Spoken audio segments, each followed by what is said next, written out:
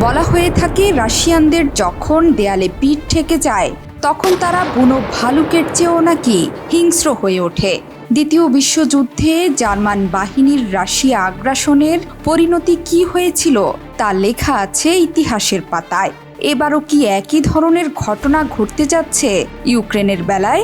Russia কি চরম আঘাত হানার প্রস্তুতি নিচ্ছে? ভ্লাদিমির পুতিনের সিদ্ধান্তগুলো সে অবস্থারই যেন ইঙ্গিত দিচ্ছে।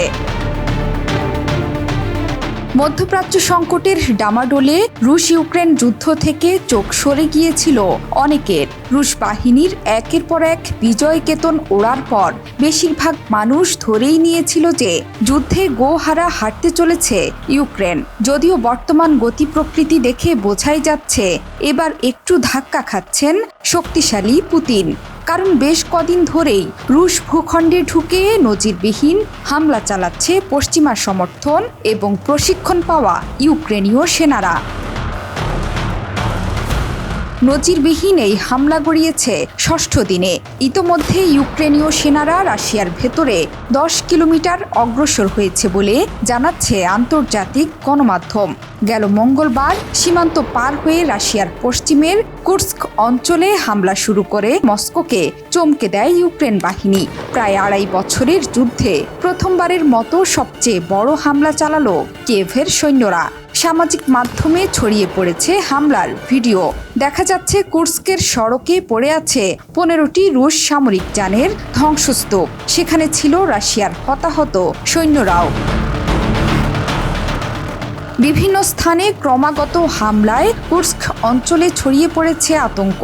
বাসিন্দারা বলছেন, যুদ্ধ এবার আমাদের দুয়ারে এসে হাজির। প্রথমবারের মতো রাশিয়ায় প্রবেশ করে হামলার কথা স্বীকার করেছেন ইউক্রেনের প্রেসিডেন্ট ভলোদিমির জেলেনস্কিও। কিয়েভ জানিয়েছে গত শুক্রবার রাশিয়ার একটি বিমান ঘাঁটিতে হামলা চালায় তারা। সেই ঘাঁটির একটি গুদামে শত শত বোমা ছিল। সুখোই 34, 35 এবং মিগ 31 যুদ্ধ বিমানের বহর রাখা হতো এই ঘাঁটিতে। শুধু তাই নয়, কুর্স্ক অঞ্চলের রুশ পারমাণবিক বিদ্যুৎ কেন্দ্রের কাছাকাছিও চলছে ভয়ানক লড়াই। এ নিয়ে উদ্বিগ্ন জাতিসংঘের আন্তর্জাতিক আণবিক শক্তি সংস্থাও। যদিও পাল্টা রুখে দাঁড়িয়েছে পুতিন বাহিনী। সীমান্ত লাগোয়া 3 অঞ্চলে পাল্টা বড় ধরনের হামলা শুরু করেছে রাশিয়ার প্রতিরক্ষা মন্ত্রণালয় জানিয়েছে, রুশ বাহিনীর পাল্টা হামলায় ইউক্রেনের 280 জনের বেশি সেনা নিহত হয়েছে। এর আগে মস্কো জানিয়েছিল ট্যাঙ্ক, সাজোয়া যান সহ ইউক্রেনের প্রায় 1000 সেনা রাশিয়ায় অনুপ্রবেশ করেছে।